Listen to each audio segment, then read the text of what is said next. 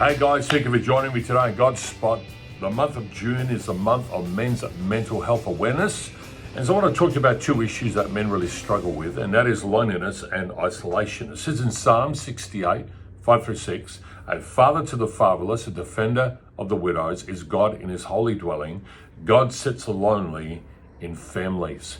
So, loneliness and isolation, when you put those two things together, can compound a lot of issues and emotional issues that affect men's mental health. Here is a psalmist making a declaration that God is the God of the fatherless, he's the God of the widow, and he's the God of those who suffer with loneliness and isolation. So firstly, loneliness is a negative, distressing feeling you get with your current relationships when others are not meeting your social needs. And so it's not about so much the amount of people you have, it's about the quality of that relationship and the need to connect. Now, isolation is different. Social isolation is when you have minimal contact with other people. And so you can be isolated, but not necessarily lonely. But when you put these two things together, it creates a real problem. In fact, statistically in Australia, it says 1 in 4 Australian adults have a problematic level of loneliness. And so between the ages of 18 to 34, loneliness is particularly predominant in that age group. But when you get to middle age, 35 to 49, it can also be a problem when men are living alone, they're either divorced or never married, or de facto, whatever it may be. So what are the signs and the symptoms of this? Well, loneliness, that negative feeling, people often feel lonely, report that others misunderstand them. This is the sort of thing they'll say. They've got no one to talk to, no one to really open their heart to, and no one is there to listen. Whereas those who are socially isolated, it's about talking about they're bored, they lost interest in other things or other people, and they are withdrawing from society in general. And so these are symptoms of loneliness and isolation.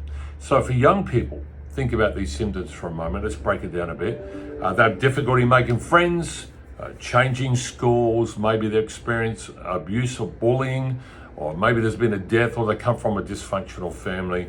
The list goes on and on. That could cause loneliness and isolation. For older people, it can be the fact that they're simply single, they're divorced or separated, they're living alone, they are in poor health, or they're living in an area of low income and poverty, or they've given up their driving, or digital exclusion as well, because they can't they don't know how to use their devices.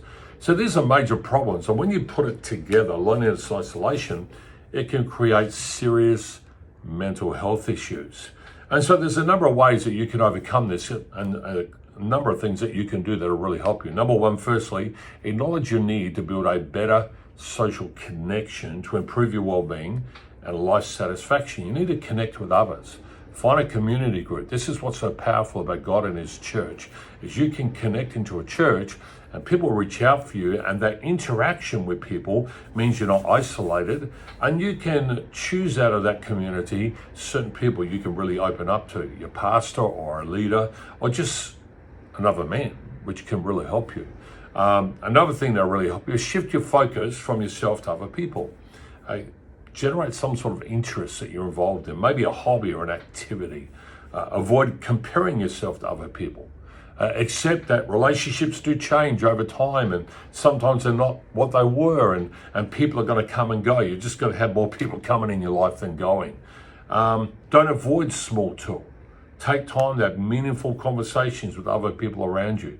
When you do talk to people, remember their names. Introduce yourself using your name. This will help you feel better connected.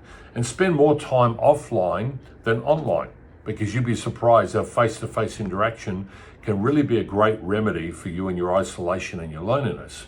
And another thing I really think will help is helping other people. So these are a number of things, of symptoms. These are ways to overcome it. I hope this really helps you. If you do need to reach out, there's a number of community groups. There's the Ending Loneliness Together online. There are men's tables that are in most capital cities that you can attend, a safe place for you to go when you're feeling vulnerable. There are men's barbecues called The Perfect Man that are often in community hubs such as a park, a local park you can go to, or even Australian Men's Shed Association. If you can find your local men's shed, you'd be amazed at how you can connect with people and also be actively involved. Hope this has helped you today. And my prayer for you, if you are suffering in loneliness and isolation, that God will touch you and help you. If you like this, share it with someone else. And thanks for listening. Catch you later.